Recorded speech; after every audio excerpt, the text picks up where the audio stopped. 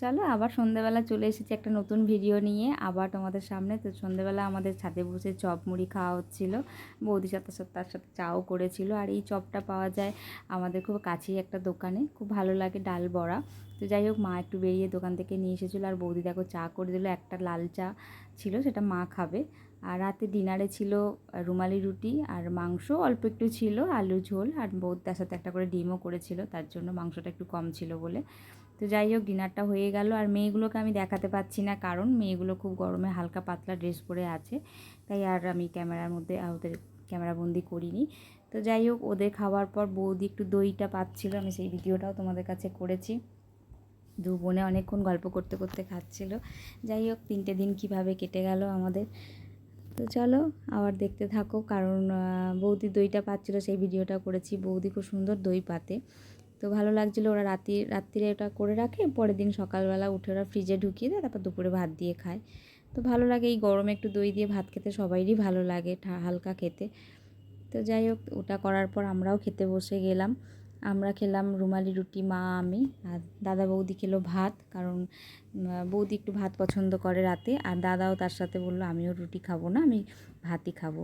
তো চলো আমরাও চারজনে গল্প করতে করতে খেয়ে নিলাম।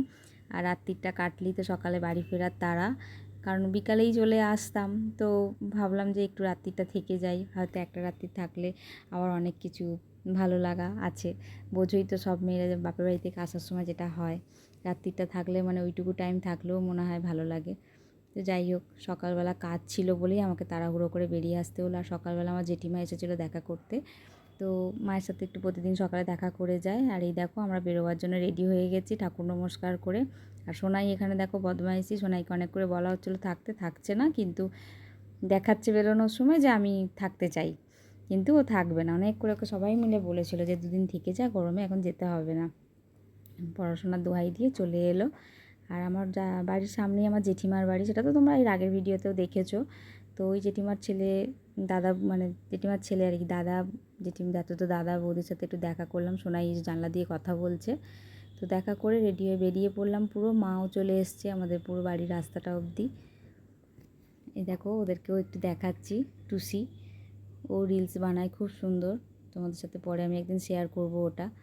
ওর রিলসটা খুব ভালো লাগে দেখতে। আর এই দেখো, কথা বলতে বলতে আমরা অঙ্কুরহাটিও চলে এসেছি। অঙ্কুরহাটিতে দাঁড়িয়ে আছি বাসের জন্য, প্রচণ্ড বাইরের রোদ। তো চলো আজকের মতো এইটুকুই। ভালো লাগলে সবাই লাইক কমেন্ট শেয়ার করো, টাটা।